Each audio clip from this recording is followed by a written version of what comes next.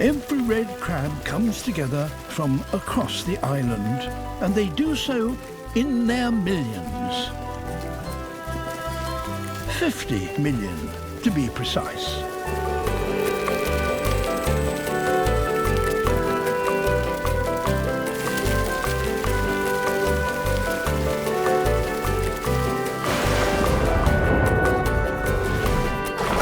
They've come to release their eggs that can only develop in the ocean.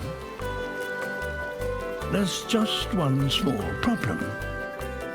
They may be crabs, but they can't swim. They're scared of the sea.